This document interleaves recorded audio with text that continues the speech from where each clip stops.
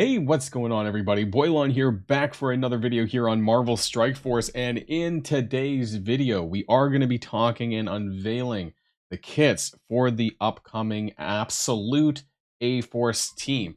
So that is going to be the official tag, the team tag for the new A-Force team, Absolute A-Force. We're going to be taking a look at Ironheart. We're going to be taking a look at Wasp. And we are going to be taking a look at the kits for Kahhori as well in this video that I want to share with you guys. Some of it is good, some of it is a little bit not so great. We'll talk about that as well. So if you're ready to go, everybody, then let's boil this down.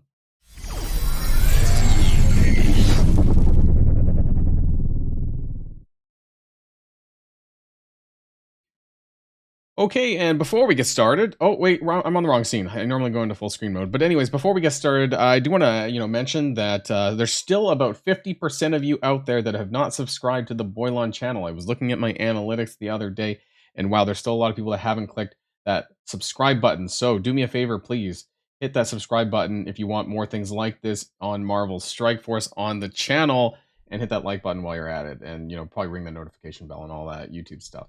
Let's go over to the full screen because that's where it makes it a bit easier to see this kind of stuff. So we're going to talk about Ironheart first, and just in general, I do want to talk that all of this stuff is going to be level 7 skills, and any of the new text for the reworks are going to be in yellow. I also do want to say that when we get to Kahhori, the things like the damage numbers, maybe not what I'm going to call subject to change, but subject to internal testing. So I don't know if this is going to be the absolute final version of the kit, but I do think that by and large that what you see in here as far as mechanics go is going to be what they're going to end up having. So let's start off with Ironheart anyways, and let's move on to the passive. So this is this is Ironheart's passive, right? And it's the same, except they added in the absolute A-Force tag to defense up for 2 turns on spawn. And I do want to reiterate that this is a war team as well. I don't think that it has offense or defense. However, if you do want to use some of the older A-Force members, like Nico Minoru, Photon, maybe, I forget actually, and maybe some of the other ones, they do have war offense specifically. So I think this is going to be, while you can choose where you want to use them, I think absolutely it's going to be more of an offense-based team. And I think that they're still keeping all of this stuff, which is weird, but most of this is irrelevant from Ironheart. Like tech allies gain 40% resist. That'll be viable for Wasp, I guess, but nobody else on the absolute A-Force team is tech. Power armor part, that's useless. All this is useless, right? So I don't know. It's shit. Her basic also didn't really get much improvement. Now, I should expect that both characters, both Ironheart and Wasp, will get base stat reworks, right? So at the very least, her stats will be good. But yeah, her basic now has gain and assist from Kahhori, and it just does damage. It was already kind of crap before, and it's still kind of crap. So we're kind of 2 for 2 with not being super great, and that's kind of disappointing there. Let's talk about her special, deploy flares. For those of you who kind of remember what Ironheart did, she was kind of designed to beat Red Skull minions, actually, Red Skull Hydra minions, like back in the day. Special, deploy flares, same thing, except for in war, this attack cannot be dodged. Now it reduces a speed bar by 20% and applies ability block to the primary target. That's what it always did. The speed bar stuff is okay, but I mean it's pretty lackluster ability, I think, these days. Now you will see this part in a lot of the kits for Absolute A-Force, is that in war this attack cannot be dodged. So it's a specific call out that's on a lot of the texts in war specifically, and so you'll see that a little bit. Her ultimate, Heartbreaker, this does a little bit more in war if this character has 3 or more absolute A-Force allies, and there are parts of the kit that contain either 3 or in some cases the complete team where it'll say 4 or more absolute A-Force allies. So at least in war, there's not a lot of theory crafting as as such outside of the A-Force team, which is a little bit disappointing. Like, yes, I think you'll be able to cross use anything that says A-Force, but you might not get some of this stuff activated if, you don't have the actual team. So this deals an additional 100% damage to all enemies if you have, 4 of the absolute A-Force characters, or herself plus 3, right? So it goes from 260, which is the regular damage that it does right now. It's going to go up to 360% damage and apply defense down for 2 turns. And just like before in War, this is the same stuff from before. And this is what helped Ironheart land her ultimate onto Red Skull when she had when Red Skull had like all that damage reduction and stuff like that due to his charges. And then in War, this cannot be dodged. I'm pretty sure this is in why it was supposed to say in War, this cannot be dodged, just like the rest of them. So that's Ironheart. It's actually pretty disappointing, honestly. Let's talk about Wasp, though. I think she's a little bit better. Her passive got changed quite a bit. So this is kind of the white text is her old stuff, right? So she has dodge chance, innate dodge chance. On spawn, she gains charged, and then basically while she has charged, her dodge chance goes up significantly. So with charge, this is outside of War as well. I believe it goes up to 75% per charged, and in War she gets more charged, so +2 instead of +1, and then she basically has a 100% dodge chance until she drops all her charges. And then when she gets attacked, she loses it as well. So I guess whether she dodges or gets attacked, she loses charges. And there's other ways to pick up these charges, which we will see with Kahhori too. So we'll take a look at that in a bit here. So the passive is improved. She has more survivability, that kind of thing. She is a blaster. Keep in mind that the Wasp is also a blaster type character. Her basic, as far as I'm aware, had nothing changed. This was really disappointing. It's all white text. Unless I'm missing something, I don't think I saw anything changed from what I heard. So that's it. That's easy. Special blasters. Now this was a bonus attack thing, and this does do something else now. The white text is the original text. If this character has 3 or more A-Force allies, so this one specifically didn't call out absolute A-Force from what I'm aware, and it reduces speed bar on primary target for every hit. So about 20% per hit, and it hits 3 times, right? So that's going to be a total of 60% speed bar reduction, which is pretty significant. In War, this attack cannot be blocked or dodged. So it's going to land. 60% speed bar is a lot, but again, it does apply stun as well. And this could be really strong because even though it's not piercing damage, 280 plus 2 more bonus attacks are 230. That's a total of 790, right? 240 or 5. No, hold on, I fucked it up. 740. So that's a lot of damage, like with base stat rework. So I could see that being good, but I guess it's fine for the special for a rework character. Let's talk about the ultimate. This is a little bit better.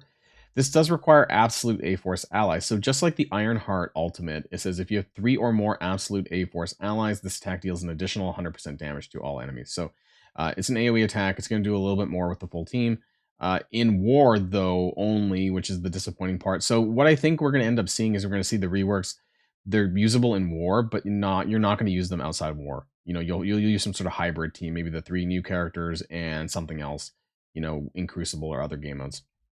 This attack cannot be countered. In War, this cannot be blocked or dodged. Again, that same kit. That is Wasp and Ironheart. Kind of lackluster. I'm a little bit disappointed. I don't want to build them, I'll be honest. I haven't seen enough to justify me wanting to build them. However, you are going to need at least one of them, I think, because when we take a look at Kahhori's kit, she does have a call out for absolute A-Force characters, so this is required. Let's talk about Kahhori. I'm super excited to talk about this with you guys because she's going to be absolutely insane here, and that's why she's going to take up the whole second half of the video here because her kit is monstrously long. Let's get started. So her passive, New World Protector. On spawn, after all other characters on spawn effects, fill speed bar for self by 50%. Attack the enemy controller with the highest focus for 200% piercing, plus apply exposed. While this character's health... Oh, P.S. An enemy controller. So I looked this up, and that's like Old Man Logan, I believe Gore, North Star, right? There's a few characters recently, anyways, that would call out controllers that is probably of note. Maybe is Shadow King controller? I don't know 100%, you know, if it's, but I know that the mythic characters are not. Anyways, while this character's health is above 50%, they're using this text a lot here, and this is also outside of War. This character cannot gain slow, so that's pretty good. The focus and damage of this character can only be reduced by offense down. We started seeing this, I think, this past patch with Ancient One, was it? Where she had kind of a text line that was like this related to focus, I think, for the team, perhaps. And then she has a massive exposed mechanic explanation here. So a lot of this is in War, except for the final line. In War, if this character has 4 or more absolute A-Force, so again, requiring the entire team, Enemies cannot fill speed bar for themselves or allies. This does not apply to speed bar gain through normal means. So again, like a war way, I guess this is kind of like Zombie Scarlet Witch, right? Or Cabal in, well, I guess Cabal works a little bit differently, but yeah, you need the full team, and if they have exposed by any means, which is only going to happen through Kahhori, because since you have to have the full team, there's no way that you're going to be able to use another exposed character. But basically, they can't fill their speed bar. In war, enemies cannot gain stealth or charged. This is really big, and why it's I don't know, but I was wondering is whether or not this would counter Odin. I heard that Odin's not the hardest to beat in war, but it would basically prevent a lot of everyone, I guess, if they have exposed, that they cannot gain charged and then stealth. I don't know the specific callouts to why they're doing this, but yeah, that could be have a lot of application if you're able to get exposed on certain characters. This does prevent prolonging the duration of effects already on the target. So if there's any enemies, again, I don't know who this is calling out necessarily, but they cannot, if they have exposed, they cannot prolong their positive effects, I guess is what it's talking about. And I believe this may be outside of war. I'm not 100%. In war, enemies cannot gain barrier for themselves or their allies. That's pretty big. I almost want to say that's going to be for Astral, because Astral does have a lot. Moondragon, I believe, on her passive, right? In her Awakened passive, has a way to give barrier to the team. In war, enemies have their assist chance lowered by 100%. That's great too, right? Old Man Logan, perhaps. Enemies have their revive chance lowered by 100%.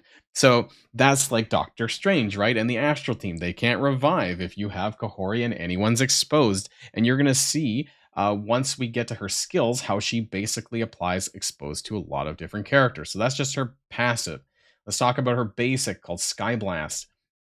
Attack primary target for 250% piercing, plus 50% drain, plus 5% of the target's max health. So Kahhori is going to be a plug and play character for KNULL, and this is going to be absolutely insane. So it's a war team. However, Kahhori standalone is going to be very good against KNULL because of that target's max health. I don't know why it says this. If the primary target is a minion, attack for 20% of the target's max health instead. I don't know what the design intent. Maybe there's something new. Maybe there's like some, I don't know, like the vampire stuff coming in the future. I don't know. Flip 2 positive effects into negative effects on the primary target. In war, flip all the positive effects into negatives instead. If the primary target has exposed, apply blind. If the primary target has no positive effects, apply exposed. That's a pretty big one there. So as long as they're clear of any positives, apply +1 charged up to a max of 3 to the chargeable absolute A-Force ally with the most health. I will say that I'm pretty sure that one of the other two new characters also have a charge mechanic. Also, Wasp has a charge mechanic, so it would go to either of them, I suppose, whoever has the most health. Prolong the duration of positive effects on this character by +1 up to a max of 3. This is such an insanely long basic. When forced to attack an ally, right? Blah, blah, blah, blah, blah, blah, blah. This is the Astral stuff. However, it does say do not flip positive effects, does not apply negative effects, and does not apply exposed to absolute A-Force characters. That's pretty important, and I think missing from the Astral sort of text as well. So it won't do anything. Like it'll have reduced damage, but it won't do any of the things above that Kahhori can do to the team on her basic attack. And then this attack cannot be blocked. Insanely long basic. Absolutely going to be a striker character because of the max health stuff. Going to be insane against KNULL once we start taking a look at the rest of the kit. Her special Step of the Wind. Clear all barrier from all enemies. So this is going to be insane on KNULL on higher difficulties alongside the basic. Her kit is already going to be really good, and there's actually very limited wars text other than the expose mechanic. Attack all enemy for 300% piercing and 50% drain. So she's going to heal up from this, and the piercing damage is really great. This attack deals double damage to enemies that have Safeguard. This is going to be insane in all game modes because a lot of characters are having Safeguard these days. So she's essentially going to be doing 600% piercing AoE to anyone with Safeguard. That's going to be crazy. Even in Cosmic Crucible, I could probably see some plug and play viability there too. Flip 2 positive effects into negative effects on all enemies, and then apply offense down, heal, block, and 2 bleed for 2 turns to all enemies. It's just wild. If an enemy does not have any positive effects, apply trauma for 2 turns to that character. So this happens after the flipping. So that's really interesting there. So as long as you flip everything that's kind of there right now, then you'd be able to get trauma for 2 turns. And this is also outside of war. And then apply exposed to all support enemies. This is a giant fuck you to Astral because Astral has 3 support characters: Moondragon, Doctor Strange, and Emma Frost. They're all support characters, so they're gonna get that exposed mechanic, and then it's gonna go back to, this stuff from the passive, right? All of this stuff. So no speed bar, no barrier, no stealth or charged, and actually Doctor Strange gets charged, right? So all of this stuff is a giant fuck you to the team. Enemies have their assist chance and then the revive chance lowered by 100%. So great. This is an Astral war counter, or Kahhori is anyways, at least before the team's even been fleshed out. Redistribute total health evenly between self and all absolute A-Force allies after doing all the damage as well. In war, this attack cannot be block, dodged, or counterattacked. So she's going to heal up because she's going to do an insane amount of damage. She's going to drain that, and then she's going to redistribute it to her team, basically. So going to be really, really powerful. And finally, we have her ultimate Ancient Power. Attack primary, this is a little bit less than the text. Attack primary and adjacent targets for 400% piercing, plus apply defense down for 2 turns. Heal block and disrupt and trauma for 2 turns. That's a lot of debuffs.